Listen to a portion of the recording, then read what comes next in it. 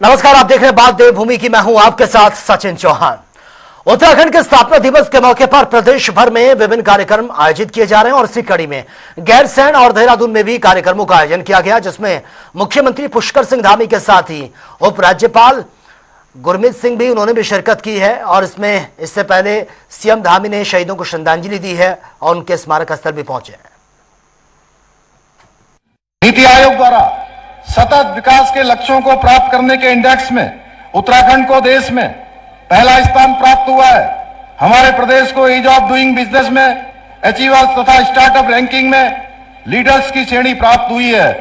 हमने एक वर्ष के भीतर बेरोजगारी दर में रिकॉर्ड 4.4% की कमी लाकर राष्ट्रीय औसत को भी पीछे छोड़ने का काम किया है। इस पुण्य धरा पर जन्मे अनेक वीरों ने मां भारती की रक्षा के लिए अपने प्राणों की आहुति दी है। इतिहास इस बात का साक्षी है कि उत्तराखंड के वीर जवान देश की रक्षा करते हुए अपने प्राणों का बलिदान देने से कभी पीछे नहीं हटे हैं। मैं ये भली भांति समझता हूं कि सर्वोच्च बलिदान की कोई भरपाई नहीं की जा सकती है, लेकिन हमने यह सुनिश्चित करने का प्रयास किया है कि जो शहीद होने वाले परिवार है उनको किसी भी प्रकार की, उनके परिजनों को किसी समस्या का सामना न करना पड़े।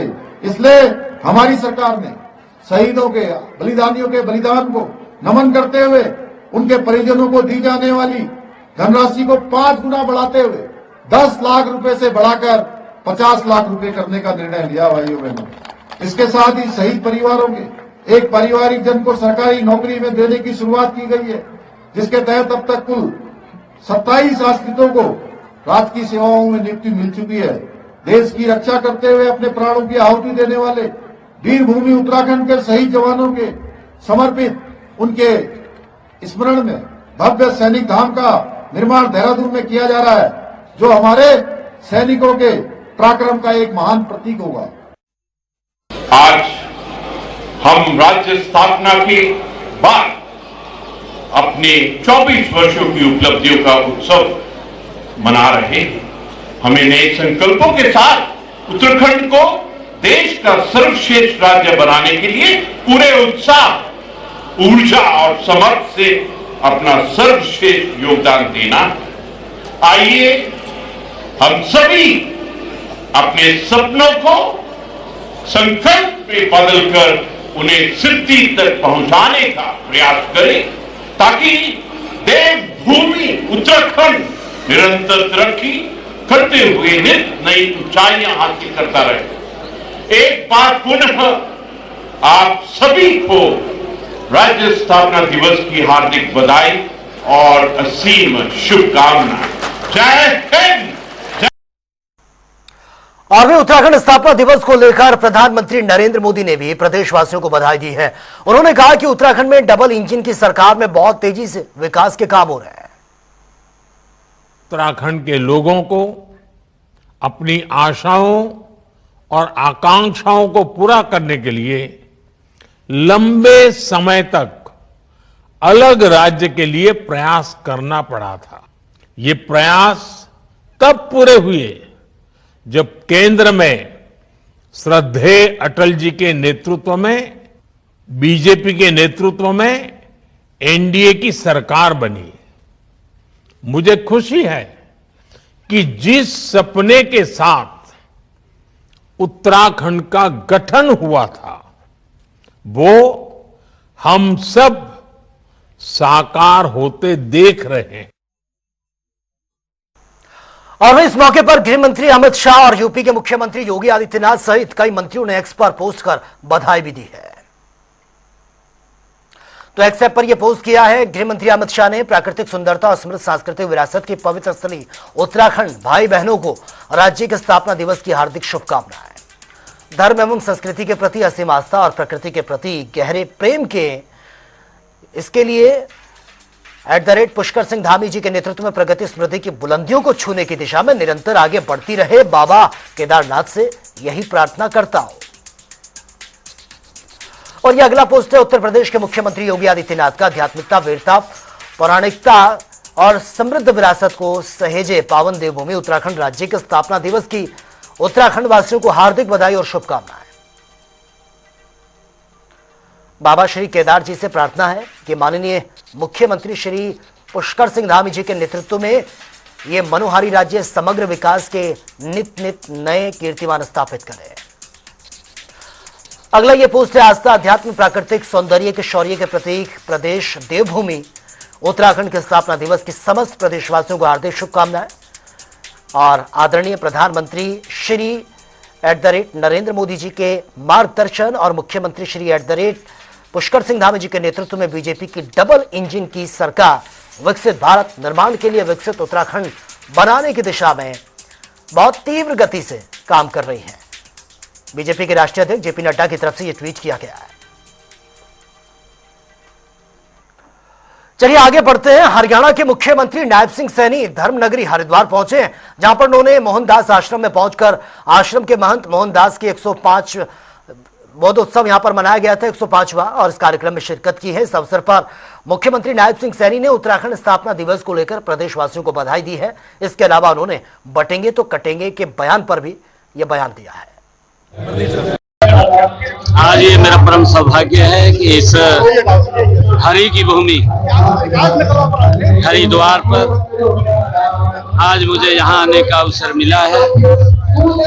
स्वामी मोहनदास जी महाराज के प्रकाश पर्व के अवसर पर आज मुझे यहाँ आश्रम में आने का सौभाग्य मिला है। मैं सभी को स्वामी मोहनदास जी महाराज के जन्मोत्सव की बहुत बहुत बधाई और शुभकामनाएं देता हूं। और लगातार जिस प्रकार से यहाँ के हमारे प्रिय मित्र और यहाँ के मुख्यमंत्री आदरणीय पुष्कर सिंह धामी जी उत्तराखंड के विकास को लेकर के डबल इंजन की सरकार आदरणीय मोदी जी के नेतृत्व में उत्तराखंड को तेज गति से विकास में आगे ले जाने का काम कर रहे हैं। मैं पुष्कर सिंह धामी जी को बहुत बहुत बधाई देता हूं, क्योंकि डबल इंजन की सरकार जो गरीबों तक, आम व्यक्ति तक एक योजनाबद्ध तरीके से उनके घर तक योजनाओं का लाभ पहुंचाने का काम कर रही है, वो प्रशंसनीय कार्य पुष्कर सिंह धामी जी कर रहे हैं। मैं पुष्कर सिंह धामी को उत्तराखंड के विकास को तेज गति से आगे बढ़ाने के लिए बहुत बहुत बधाई भी देता हूं, शुभकामनाएं भी देता हूं। मुख्यमंत्री प्रति, अपने देश के प्रति सचेत होने की जरूरत है। आपके सामने है 1947 में भारत बंटा है, बांग्लादेश जब अलग हुआ तब बंटा है। तो हमें अपने देश की एकता अखंडता के लिए हर व्यक्ति की जिम्मेवारी है कि उसको काम करना चाहिए और मजबूती से आगे बढ़ना चाहिए। और में देहरादून के लक्ष्मण इंटर कॉलेज में डॉक्टर एपीजे अब्दुल कलाम राज्य विज्ञान महोत्सव 2024 का आयोजन किया गया, जिसमें बतौर मुख्य अतिथि शिक्षा मंत्री धन सिंह रावत ने शिरकत की है। और इस दौरान शिक्षा मंत्री ने कहा कि विज्ञान महोत्सव में छात्र छात्राओं ने विज्ञान और प्रौद्योगिकी से जुड़े अनूठे मॉडल्स और प्रदर्शनी का यहाँ पर प्रदर्शन किया है। साथ ही विज्ञान नाट्य का भी शानदार मंचन किया गया, जो कि छात्रों की रचनात्मक और वैज्ञानिक दृष्टिकोण को प्रदर्शित करता है। 3 दिन का महोत्सव जो है डॉक्टर एपीजे कलाम जी के स्मृति पे किया जाता है हर साल, और इसमें पूरे प्रदेश के हजारों बच्चे भाग लेते हैं। इसमें बच्चों के सर्वांगीण विकास के लिए जो है हर प्रकार के एक्टिविटीज़ की जाते हैं। हमारा जो शोध एंड अकादमी विभाग है इसको पूरा देखता है हमारी मैडम जो वंदना गलवाल जी हैं, और हमारा प्रयास ये है कि अगली बार हम राष्ट्रीय स्तर की जो प्रतियोगिता है वो उत्तराखंड में प्रस्तावित करने की हमने भारत सरकार से भी निवेदन करेंगे। तो चलिए सीधा आपको ले चलते हैं जहां पर मुख्यमंत्री पुष्कर सिंह धामी इस वक्त संबोधित कर रहे हैं। राज्य स्तरीय युवा महोत्सव का शुभारंभ उन्होंने किया है। भारत के साथ साथ विश्व का भविष्य भी दिखाई देता है। इसलिए मेरे युवा साथियों, आज हमारा राज्य भी एक युवा राज्य है, और आज हमारे प्रधानमंत्री जी ने हम सबको संबोधित करते हुए एक बात कही थी कि आज भारत जहां अपनी शताब्दी 2047 में अपनी शताब्दी मनाएगा, यानी कि आजादी के 100 साल मनाएगा, और वो विकसित भारत का संकल्प पूरा करने के लिए हर एक भारतवासी काम करेगा, उत्तराखंड भी आने वाले 25 सालों में एक आत्मनिर्भर उत्तराखंड की ओर आगे बढ़ेगा, एक विकसित उत्तराखंड की ओर आगे बढ़ेगा, हिंदुस्तान के श्रेष्ठ राज्य के रूप में आगे बढ़ेगा। इसलिए भाइयों बहनों, हमने पिछले दिनों नौजवानों को, युवाओं के हित में, राज्य के हित में बहुत सारे निर्णय लिए हैं, बहुत सारे कानून बनाए हैं। अभी आप देख रहे थे कि पिछले दिनों भर्ती घोटाले हुआ करते थे। मैं जब भी नौजवानों के बीच में आता हूं, युवाओं के बीच में आता हूं, विद्यार्थियों के बीच में आता हूं, तो मुझे अपना बचपन हमेशा स्मरण में आता है। मुझे अपने विद्यार्थी जीवन के दिन हमेशा ध्यान में आते हैं, हमेशा उनका स्मरण होता है कि किस प्रकार से एक नौजवान के सामने कितना बड़ा संघर्ष होता है, उसको भविष्य की किस प्रकार की चिंता होती है, किस प्रकार उसके जीवन का असमंजस होता है। इसलिए भाइयों बहनों, हमने प्रदेश के अंदर हमारे नौजवानों के हित में, युवाओं के हित में जो तैयारियां करते थे, प्रतिभागी परीक्षाओं में भाग लेते थे और प्रत्येक वर्ष वो तैयारियां करते थे, सालों साल तैयारियां करते थे, उनके माता पिता अपने खर्चे कम करके, अपने दैनिक जीवन की जरूरतों को कम करके। तो फिलहाल इस बुलेटिन में मेरे साथ इतना ही, लेकिन तमाम खबरों के लिए आप बने रहिए जनता टीवी के साथ। नमस्कार।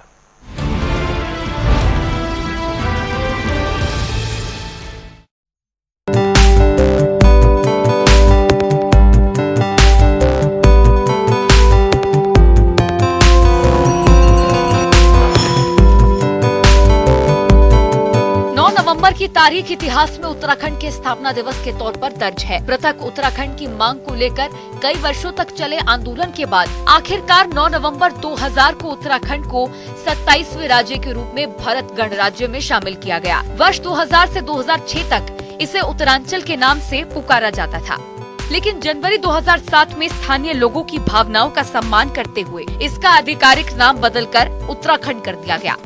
इस बार राज्य स्थापना दिवस कार्यक्रम रजतोत्सव के रूप में मनाया जाएगा, जो 6 नवंबर से शुरू होकर 12 नवंबर तक चलेगा। उत्तराखंड 9 नवंबर को 25वें वर्ष में प्रवेश कर रहा है। देवभूमि रजतोत्सव कार्यक्रमों की रूपरेखा को मुख्यमंत्री पुष्कर सिंह धामी की अध्यक्षता में हुई एक बैठक में तय किया गया। 9 नवंबर को राज्य स्थापना दिवस सहित अनेक कार्यक्रम 12 नवंबर तक भव्य तरीके से आयोजित किए जाएंगे। रजतोत्सव कार्यक्रमों में युवाओं, महिलाओं, किसानों, कारीगरों, पर्यावरणविदों और राज्य आंदोलनकारियों को शामिल किया जाएगा। रजतोत्सव में उत्तराखंड की विकास गाथा से जुड़े लोगों की सक्रिय भागीदारी और सभी के विचारों को महत्व दिया जाएगा। उत्तर प्रदेश का हिस्सा रहे उत्तराखंड की सीमाएं उत्तर में तिब्बत और पूर्व में नेपाल से लगी है। पश्चिम में हिमाचल प्रदेश और दक्षिण में उत्तर प्रदेश इसकी सीमा से लगे राज्य हैं। हिंदी और संस्कृत में उत्तराखंड का अर्थ उत्तरी क्षेत्र या भाग होता है। उत्तराखंड को देवभूमि के नाम से भी जाना जाता है, क्योंकि कई प्राचीन धार्मिक स्थलों के साथ ही ये राज्य हिंदू धर्म में सबसे पवित्र मानी जाने वाले देश की सबसे बड़ी नदियों में से एक गंगा और यमुना का उद्गम स्थल है। वर्ष 2000 से 2006 तक इसे उत्तरांचल के नाम से पुकारा जाता था, लेकिन जनवरी 2007 में स्थानीय लोगों की भावनाओं का सम्मान करते हुए इसका आधिकारिक नाम बदलकर उत्तराखंड कर दिया गया।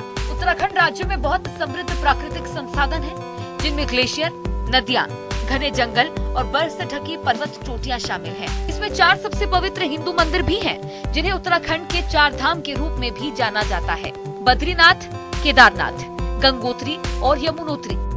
राज्य की राजधानी देहरादून है। 24 वर्षों में राज्य के सैकड़ों गांव खाली हो चुके हैं। अलग राज्य बनने के बाद लगभग 32 लाख लोग पलायन कर चुके हैं। सरकारी पलायन आयोग की रिपोर्ट के अनुसार ये एक बड़ी चुनौती है। पलायन के बाद उत्तराखंड के 1702 गांव वीरान हो चुके हैं। 1000 गांव ऐसे हैं जहां 100 से कम लोग बचे हैं। रिपोर्ट के अनुसार 50% लोग रोजगार के कारण पलायन करते हैं। 15% शिक्षा, 8% स्वास्थ्य सुविधा की वजह से पलायन कर चुके हैं। उत्तराखंड को देखने और समझने के लिए देहरादून और ऋषिकेश से अलग हटकर देखना होगा। चिपको आंदोलन से लेकर भारत की महान सांस्कृतिक विरासत को अपने गोद में समेटे इस राज्य ने कई उतार चढ़ाव देखे हैं। नवगठित उत्तरांचल की अंतरिम सरकार के पहले वित्त मंत्री रमेश पोखरियाल निशंक ने 3 मई 2001 को जब राज्य का पहला बजट पेश किया था तो उसमें कुल व्यय 4,505.75 करोड़ और राजस्व प्राप्तियां 3,244.71 करोड़ प्रस्तावित थी। राज्य गठन के समय उत्तरांचल को लगभग 1,750 करोड़ का घाटा विरासत में मिला था और अंतरिम सरकार ने 10 करोड़ के ओवरड्राफ्ट के साथ अपना काम शुरू किया था। नए राज्य को विरासत में भारी भरकम कर्ज भी मिला था, जबकि 15 मार्च 2023 को मौजूदा वित्त मंत्री प्रेमचंद अग्रवाल ने 2023 से 24 का सालाना बजट पेश किया तो उसमें कुल व्यय 77,407.08 करोड़ और राजस्व प्राप्तियां 76,592.54 करोड़ प्रस्तावित थी। उत्तरांचल के नाम से जन्म लेने वाले उत्तराखंड के बजट की इतनी बड़ी छलांग नए राज्य की प्रगति की ओर इशारा करता है। ऐसे में आज अगर प्रदेश में राजनीतिक अस्थिरता और केदारनाथ की जैसी आपदाएं न आती तो ये राज्य इससे भी कहीं अधिक तरक्की कर चुका होता। उत्तराखंड के जन्म के समय राज्य को विरासत में भारी भरकम घाटा और कर्ज मिलने के साथ ही 11वें वित्त आयोग से भी पूरा न्याय नहीं मिला था। तत्कालीन वाजपेयी सरकार ने हिमालयी राज्यों के साथ ही उत्तरांचल को भी 1 मई 2001 को विशेष श्रेणी का दर्जा दिया। राज्य को औद्योगिक पैकेज भी मिला, जिससे राज्य का तेजी से औद्योगिक विकास के साथ राज्य की जीडीपी और प्रति व्यक्ति आय बढ़ती गई। वर्ष 2022 में सी रंगराजन की अध्यक्षता में 12वां वित्त आयोग गठित हुआ तो नुकसान की काफी हद तक भरपाई हुई। 1 जनवरी 2007 को उत्तरांचल का टैग उतारकर उत्तराखंड के नाम से जाने जाने वाला ये राज्य विकास यात्रा में राजनीतिक अस्थिरता और केदारनाथ जैसी आपदाओं के कारण व्यवधान अवश्य रहे, फिर भी विशेष श्रेणी का दर्जा, औद्योगिक पैकेज और नए राज्य के प्रति केंद्र सरकार की सहायता के चलते इन 24 वर्षों में राज्य की जीडीपी और प्रति व्यक्ति आय ने भी आश्चर्यजनक छलांगे लगाई हैं। राज्य की जीडीपी 3.33 लाख करोड़ और प्रति व्यक्ति आय 2,33,565 तक पहुंच गई है, जबकि 1,999.2000 में राज्य के प्रति व्यक्ति आय मात्र 14,086 रुपए और जीडीपी लगभग 1.60 लाख करोड़ के आसपास थी। वर्ष 2002 में जब पहली निर्वाचित सरकार ने सत्ता संभाली तो उस समय बैंकों का ऋण जमा अनुपात मात्र 19 था। मतलब ये कि बैंक जनता से 100 रुपए जमा करा रहे थे तो मात्र 19 रुपए यहाँ कर्ज दे रहे थे, बाकी धन का कहीं और व्यवसायिक उपयोग कर रहे थे। आज की तारीख में ये ऋण जमा अनुपात 51 तक पहुँच गया है। अब 100 में से 51 रुपए लोगों को काम धंधा चलाने के लिए दिए जा रहे हैं। पहाड़ों में ऋण जमा अनुपात अब भी चिंताजनक स्थिति में है। एलोपैथिक अस्पताल की संख्या तब से अब 553 से 716 हो गई है। आयुर्वेदिक अस्पतालों की संख्या 415 से 544 हो गई है। जन्म दर 19.6 से घटकर 16.6 और बाल मृत्यु दर 6.5 से घटकर 6.3 तक आ गई है। वर्ष 1999 में नेशनल हाईवे से लेकर जिला और ग्रामीण मार्गों की लंबाई 14,976 किलोमीटर थी। वर्ष 2022 के आंकड़ों के अनुसार ग्रामीण मार्गों की लंबाई 40,457.29 किलोमीटर तक पहुंच गई है। वर्ष 2001 से 2 की सरकारी सांख्यिकी डायरी के अनुसार उस समय राज्य में 191 उद्योग स्थापित थे, जिनमें से 69 के बंद होने से कुल 122 ही उद्योग शेष रह गए थे। अब 2021 से 22 की सांख्यिकी डायरी के अनुसार राज्य में वृहद उद्योगों की संख्या 329 तक पहुंच गई है। बड़े उद्योगों के अलावा राज्य में सूक्ष्म, लघु और मध्यम उद्योगों की संख्या 73,961 हो गई है। पहाड़वासी अपनी सांस्कृतिक पहचान के लिए अनुच्छेद 371 की मांग कर रहे थे, लेकिन अब उद्योग के नाम पर पहाड़ियों की जमीनों की खुली लूट मची हुई है। वर्ष 2003 में जो भू कानून बना था उसका 2017 के बाद निरंतर क्षरण हो रहा है, जिसके कारण पहाड़ की जनसांख्यिकी बदल रही है। राज्य में कृषि जोतों का आकार निरंतर घटता जा रहा है। वर्ष 1995 से 96 में राज्य में 4 से 10 हेक्टेयर के बीच जोतों का प्रतिशत 3.1 था, जो कि 2021 से 22 तक 1.64% रह गया। इसी तरह 2 से 4 हेक्टेयर आकार की जोतें 8.7% थी, जो घटकर 6.59% रह गई हैं। राज्य में 2015 से 16 में कुल कृषि जोतें 9,12,650 थी, जिनमें 6,75,246 पहाड़ की और 2,37,404 मैदान की थी। इनमें से टिहरी, देहरादून, पौड़ी, रुद्रप्रयाग, पिथौरागढ़, अल्मोड़ा, नैनीताल, बागेश्वर, चंपावत में 6.49% जोतें घट गई। मैदानी क्षेत्रों में जोतों की संख्या में 5.25 की वृद्धि दर्ज की गई है। राज्य में खेती का दायरा घटता जा रहा है। वर्ष 1998 से 99 में राज्य में कुल शुद्ध या वास्तविक बोए गए क्षेत्र को 7,84,113 हेक्टेयर था, जो कि अब 2020 से 21 में केवल 6,20,629 हेक्टेयर रह गया है। इसका मतलब है कि इन 24 सालों में उत्तराखंड का 1,63,488 हेक्टेयर कृषि क्षेत्र घट गया है। इतने बड़े पैमाने पर खेतों का सिमट जाना कृषि के प्रति लोगों की अरुचि और बड़े पैमाने पर पलायन की ओर इशारा है। खेतों की उर्वरकता घटने और जंगली जानवरों द्वारा किए जाने वाले भारी नुकसान के कारण भी लोगों में खेती का मोह बहुत घट गया है। पहाड़ी राज्य में नई शिक्षा नीति का भी सरकारी स्कूलों की शिक्षा की गुणवत्ता पर असर नहीं पड़ रहा है। सरकारी स्कूलों में बच्चों की संख्या लगातार घटती जा रही है। राज्य गठन के समय जूनियर बेसिक स्कूलों की संख्या 12,791 थी। 2021 से 22 में स्कूलों की संख्या 13,422 हो गई, लेकिन विद्यार्थियों की संख्या घटी। विद्यार्थियों की संख्या 11,20,218 से घटकर 4,91,783 रह गई थी। विद्यार्थी घटे तो शिक्षक भी 28,340 से घटकर 26,655 रह गए। राज्य गठन के समय सीनियर बेसिक स्कूलों की संख्या 2,970 थी। अब सीनियर बेसिक स्कूलों की संख्या बढ़कर 5,288 हो गई है, लेकिन विद्यार्थियों की संख्या 5,47,009 से घटकर 5,04,296 रह गई है। केंद्र सरकार के नेशनल सैंपल सर्वे ऑर्गेनाइजेशन के अनुसार उत्तराखंड में साल 2021 से 22 में बेरोजगारी दर 7.8% रही है। हालांकि 2022 से 23 में बेरोजगारी दर के आंकड़ों में गिरावट आई है। राज्य गठन के समय सेवा योजन कार्यालयों में पंजीकृत बेरोजगारों की संख्या 3,08,868 थी, जो कि 2021 से 22 में 8,39,679 हो गई है। प्रधानमंत्री नरेंद्र मोदी ने पिछले दिनों कहा था कि जब उत्तराखंड के लोग अपना रजत जयंती वर्ष मनाएं, तो ये प्रदेश सबसे खुशहाल प्रदेश कहलाए। आज ही के दिन वर्ष 2000 में यूपी से पहाड़ी क्षेत्रों को अलग कर उसमें तराई के उधम सिंह नगर और हरिद्वार को शामिल करते हुए उत्तरांचल राज्य की स्थापना की। राज्य की उम्मीदें और समस्याएं भी पहाड़ जैसी ही थी। राज्य में सबसे पहले बीजेपी की सरकार बनी और नित्यानंद स्वामी मुख्यमंत्री बने। फिर भगत सिंह कोश्यारी ने बीजेपी सरकार की बागडोर संभाली, लेकिन पहला विधानसभा चुनाव बीजेपी हार गई। कांग्रेस के नारायण दत्त तिवारी मुख्यमंत्री बने। तिवारी सरकार के जाते ही बीजेपी के भुवन चंद्र खंडूरी ने सरकार बनाई। 2 साल बाद खंडूरी की जगह रमेश पोखरियाल को मुख्यमंत्री बना दिया गया। 2.5 साल बाद पुनः खंडूरी को सत्ता दी गई, लेकिन बीजेपी विधानसभा चुनाव नहीं जीत पाई।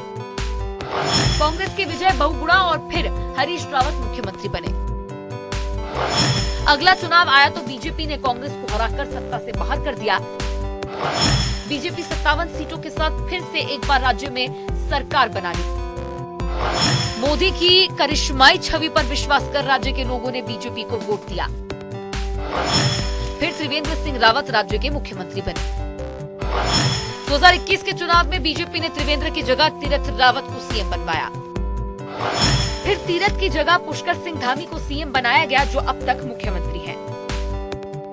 उत्तराखंड में राजनीतिक अस्थिरता ये सबसे बड़ी समस्या रही है। हमेशा से ही केंद्र सरकार के भरोसे ही राज्य सरकार चलती रही। वर्तमान में केंद्र की मोदी सरकार की उत्तराखंड में 1 लाख करोड़ की योजनाओं ने राज्य की प्रगति में एक बड़ी उपलब्धि है। प्रधानमंत्री नरेंद्र मोदी ने अपने विजन से यहाँ की 4 धाम यात्रा को गढ़वाल का आर्थिक चक्र मानते हुए all weather road, Karnaprayag rail project और बद्री केदार को स्मार्ट सिटी की तर्ज पर विकसित करने का काम शुरू करवाया है। उत्तराखंड देवभूमि और पर्यटन राज्य है। पीएम मोदी इसी को आधार मानकर योजनाओं को सिरे चढ़ा रहे हैं। कुमायूं क्षेत्र में लीपू पास तक सड़क बन रही है। हवाई सेवाओं का विस्तार पर्यटन को ध्यान में रखकर किया जा रहा है। हर जिले में मेडिकल कॉलेज बन रहे हैं और भी कई योजनाएं केंद्र के साथ मिलकर चल रही हैं। उत्तराखंड में 2011 से लेकर अब तक करीब हर साल आपदा आ रही है। जलवायु परिवर्तन और प्राकृतिक आपदाओं ने राज्य को नुकसान पहुंचाया है। केदारनाथ आपदा में हजारों लोग मारे गए थे। उत्तराखंड में हर साल सड़क दुर्घटनाओं में औसतन 1000 लोग मारे जाते हैं। उत्तराखंड से फौज में जाने वालों के लिए यहाँ का युवा सबसे आगे खड़ा मिलता है। यहाँ घर घर में देश रक्षा में वीरता की कहानी सुनाई जाती है। उत्तराखंड में सबसे ज्यादा चुनौती बेरोजगारी और यहाँ से हो रहे युवाओं के पलायन को लेकर है। पहाड़ों में रोजगार न होने, अच्छे स्कूल और स्वास्थ्य सेवाएं नहीं होने के कारण लोगों ने मैदानी क्षेत्रों की तरफ रुख कर लिया है। यही वजह है कि पीएम मोदी को ये विश्वास दिलाना पड़ रहा है कि पहाड़ की जवानी और पानी दोनों इसी राज्य के काम आएगा। पीएम मोदी ने राज्य की दामी सरकार को भी इसी विजन पर काम करने को कहा है। पहाड़ों में चकबंदी लागू करने की मांग कई सालों से लंबित है। जमीन के दस्तावेजों को व्यवस्थित करने की जरूरत है। नौजवान पीढ़ी चाहती है कि पहाड़ के लिए नया भू अध्यादेश बनाया जाए, क्योंकि उत्तराखंड में मुस्लिम आबादी तेजी से बढ़ती जा रही है। असम के बाद सबसे ज्यादा मुस्लिम आबादी उत्तराखंड में बढ़ने से देवभूमि में जनसंख्या असंतुलन पैदा हो गया है। उत्तराखंड का हर गाँव और हर घर बिजली से रोशन है। ऊर्जा निगम के दावों के मुताबिक हर घर बिजली कनेक्शन लग चुका है। बिजली कनेक्शंस की संख्या 27 लाख के पार पहुंच गई है। सौभाग्य योजना से घरों को बिजली से जोड़ा गया है। दीनदयाल उपाध्याय योजना के तहत पावर सप्लाई सिस्टम मजबूत हुआ है। जल जीवन मिशन प्रोजेक्ट के तहत तेजी से काम हो रहा है। राज्य के कुल 15 लाख घरों तक नल से जल पहुंचाया जाना है। बीते 2 साल में करीब 10 लाख घरों में पानी पहुंचाया जा चुका है। राज्य लगातार तरक्की के पथ पर अग्रसर है। प्रोग्रामिंग डेस्क, जनता टीवी।